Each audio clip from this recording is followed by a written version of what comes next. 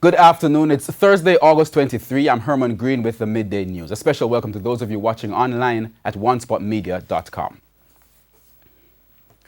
A man who was described as Westmoreland's most wanted fugitive was fatally shot by the police yesterday. He has been identified as 28-year-old Donovan Roach, otherwise called Tim Roach. Shortly after midday, the police raided a house at the Hermitage Housing Scheme in Bethel Town in search of Mr. Roach. During a reported gun battle, he was fatally shot and a 9mm pistol with 5 rounds and a magazine seized. A member of the police team was also injured. Investigators say Mr. Roach, who was a member of the Venomous Viper gang, was wanted for several murders, shootings and rape in Westmoreland. A taxi operator was fatally shot and a woman wounded at a sports complex in Brownstown, St. Anne last night. Dead is 27-year-old Xavier Telfer of Benin District in Brownstown. Reports from the police indicate that sometime after 8 o'clock Wednesday night, Mr. Telfer drove his motor car to the Addison Park Sports Complex with persons on board. Minutes later, residents heard explosions coming from the complex and called the police. The police say upon their arrival, Mr. Telfer was seen slumped in the driver's seat with multiple bullet wounds. A female who was in the vehicle also had bullet wounds. She was rushed to hospital where she remains in serious condition.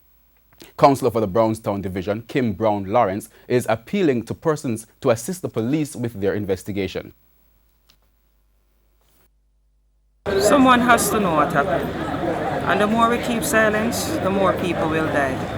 I'm asking if you know anything, come forward and speak to the police. Somebody have to know what happened. The community has lost a good youth, really good soul, over gun violence that needs to stop and cut out. We don't need this in Brownstown. We don't need this in Jamaica. Meanwhile, the police are investigating another shooting last night which left one man dead in Canaan Heights, Clarendon. The deceased has been identified as Gerald Brown, a Metro Police officer for the Clarendon Municipal Corporation. Mr. Brown was also from the area. It's reported that Mr. Brown was near his home when his attackers opened gunfire, hitting him several times. He was rushed to the hospital where he died while undergoing treatment. The Clarendon police are this afternoon urging business operators to be cautious when conducting transactions in the parish. There has been increasing reports of commercial businesses being the new target for scammers where they are being scammed out of their goods. Among the businesses hit recently are construction and hardware stores. Head of the Clarendon Police, Senior Superintendent Vendel Cameron Powell, says scammers are now placing orders for materials at these stores. However, when the goods are delivered, a fraudulent check is used for payment. They collect the goods before any clearance, and the goods removed to location where we can't even find it. What we have realized is that the persons who remove the goods, the place where they carry, and the arrival of the police in our investigation, nowhere to be found. Makeshift garage, open lot, and you can just name the different type of places that they use to drop off these goods. And it's not just males, males and females. Suspected that the crime is being committed by persons outside the parish. Farmers and animal buyers are also being warned. Last week, a butcher was murdered after he was scammed during a transaction to buy goats. SSP Cameron Powell says the cops have stepped up their investigations into the matter. National Security Minister Dr. Horace Chang and members of the Westmoreland Police Division visited the family of slain police constable Rowan Buckner on Tuesday afternoon. Dr. Chang gave his assurance that everything will be done to ensure that the brazen killer is brought to justice. The team in Westmoreland have been working hard and working very effectively, and I want to commend them and reassure the public that these officers in Westmoreland are not going to relent on the job they are doing, because it is their intention to restore peace and safety to the people in Westmoreland. And we look forward to that, and the government will give them as much support as is physically possible to ensure they can do their job well.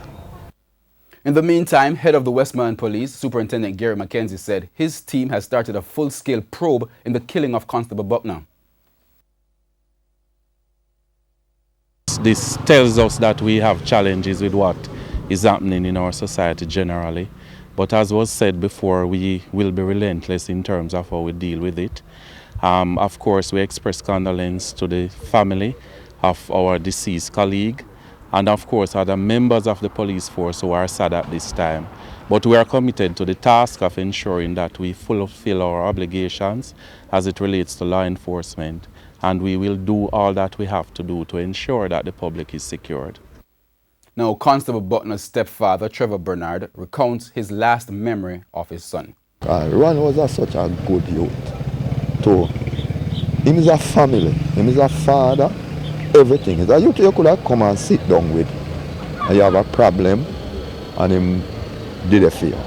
But him was a serious, he take him work very serious. I can tell you that. More time him said to me, say, Daddy, let me tell you something. If I broke and hungry, I come a yard. Because I know food there. And he's a hard working father. He know food there. So he will not do anything on the road where he should not do.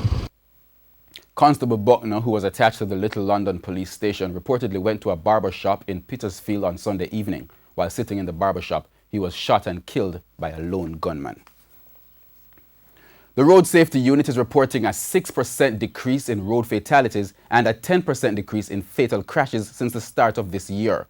This in comparison to the similar period of 2017. Statistics from the unit reveals that as of August 23, 217 persons have been killed from a total of 192 fatal crashes. However, it says fatalities are projected to increase by 3%.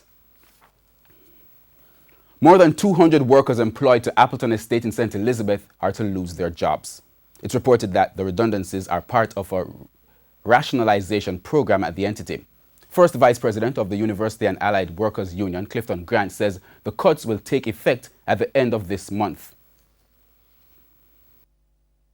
They are closing their operation at Allen Estate and at Casamaranto Farm.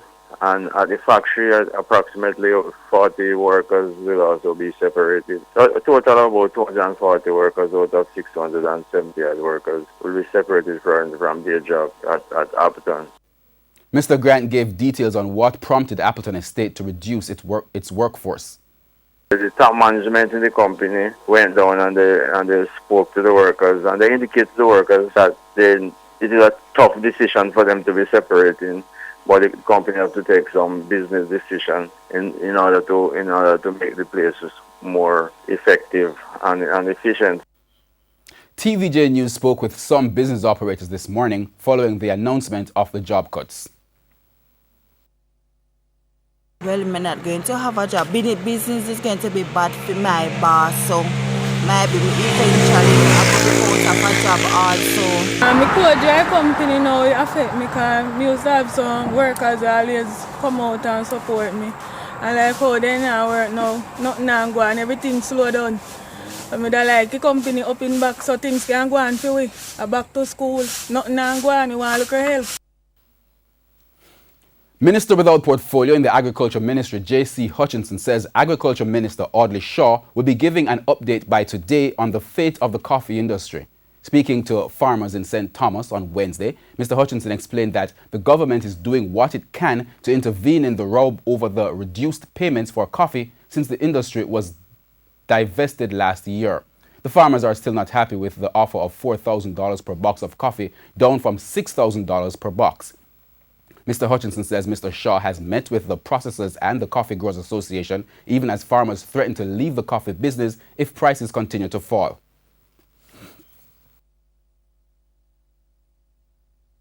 It is $3,000 that you're going to get for this crop. I don't see how that can work. And it is one where I see that you would be paid below the cost of production.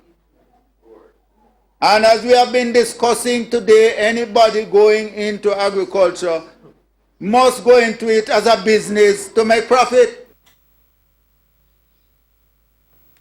Worrying data from a health ministry survey has indicated that obesity in schools continues to rise. The information is at the core of a new call from the health ministry for the nation's teachers to help in reducing the obesity level among the country's children. TVJ's O'Shane Masters has that report.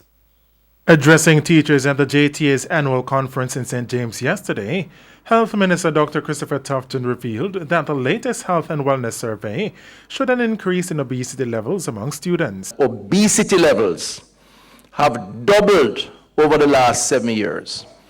Doubled. Now, in the 70s and 80s, what would show up in the school population as the biggest health and wellness challenge is malnutrition.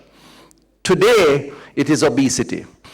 We have to intervene in dealing with the obesity challenges because it is manifesting itself in so many ways among this younger age cohort and predictably will also create major challenges when they become young adults and as they mature in society later on. Hence, he issued this call. We are going to have to intervene.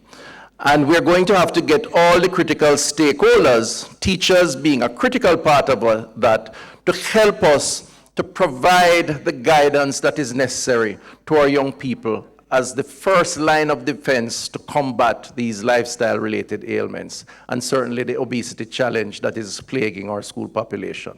And so the message from you is going to be absolutely critical in supporting the success of this new program that we will embark on as part of the preventative approach to healthcare. Meanwhile, come September, there will be no buns or bullets in school. Education Minister Ruel Reid, who made the announcement on Wednesday, said the move is vital. With that, he pointed out a change in the remit of Nutrition Products Limited, NPL. Only 2% by of our schools do not have their own canteen. So NPL will be reorganized to support the delivery of lunches by providing the resources, whether the material or the finances for you to provide the meals. Only those schools that don't have canteen will be delivered to. So bullets and all those things will be withdrawn generally from the market. Has to be whatever product are very much consistent with the government's nutrition policies. Shane Masters, TVJ News. And parents will feel an ease on their pockets heading into the new school year as the Education Ministry has taken the decision that parents are no longer required to purchase literature books at the secondary school level. Literature books can be costly. Sometimes we don't use them for the term. Sometimes we don't even use them at all. And we ask the parents to purchase them. So we work with the schools to come to a consensus as to the preferred literature books and add them to the rental scheme. So the parents don't now have to be burdened to buy literature books. So they're now on the rental system. And we go now to sports. Mid-season champions Waterhouse and beaten finalists Arnett Gardens began the second round of the JFF Women's Football League with comprehensive defeats over their opponents on Wednesday. TVJ's Karen Madden reports. Arnett Gardens were shut out 2-1 on Sunday by Waterhouse in the mid-season final, but they showed no signs of that on Wednesday, trouncing Real Mobay AFC 6-0. Deshnell Palmer led the onslaught in the 7th minute, sending an early signal of the kind of game it would be. Mobay had no early answer, and it was 2-0 2 minutes later, Shanika Williams converting from the penalty spot. Mobay's woes continued in the 21st minute when Felicia Brown pushed the ball past her own goalkeeper for 3 unanswered goals. Things got worse in the 53rd minute when Shanice Foster continued her fine season, making it 4-0. And the Arnett goal-scoring train continued to roll with 2 late goals, an 84th minute penalty converted by Kristen Gordon and a 90th minute strike from Cadian Edwards. The game today was pretty well easy, despite we have a number of players out today from injuries and disciplinary measures. So we just have to just go out and do what we have to do. Just showing that we are capable of scoring goals, and that's what let us down in the mid-season final. Players just didn't turn up to play today. Hence it just cost us the game and cost us big. In the other Zone B encounter, SC Monarchs defeated Trelawney Women 3-0 at Royal Lakes Playfield in St. Catherine. Renee Heron opened the scoring in the 27th minute. The lead was further extended by Tremaine Brown in the 39th minute. Brown returned in the 60th minute to convert her second and SC Monarchs third for all the points. Well, the players were pretty confident today, and we worked on a lot of things in training, and they executed well, and we are happy for the win. I say, based on the referee actions, make my team break down within 25 minutes of the game, and it showed right over to the second half, where we accept 2 penalties. There's no way my team can afford certain things in a refereeing. Over in Zone A, Cavalier defeated St. Anne women 3-0. Shadane Nelson scored the first of a brace 5 minutes before the halftime whistle to give her team the advantage. Nelson returned just 3 minutes after the halftime break to make it 2-0. And Swen Gregorick sealed the points for Cavalier in the 70th minute. I'm pretty much pleased. In the first round when I played this team, we went to Jacksal and we got there late. So the players were a little bit jaded going on the field, and during the game down there, we know that we were better than this team, and it showed in our performance today. Some of our players are on suspension, so we had to just try to put a team together, switch the players from the position that they normally play and put them in a position for them to do this game. But I believe that they went out and they did their best regardless of the loss. And led by a 4-timer from Chantal Bailey, mid-season champions Waterhouse started the second round with a 6-0 win over Rangers at the St. Mary's Sports Complex to complete Wednesday's fixtures. Karen Madden, TVJ Sports. And that's the Midday News Package. Join us at 7 this evening for the Primetime News Package. On behalf of the News, Sports and Production teams, I'm Herman Green. Good afternoon.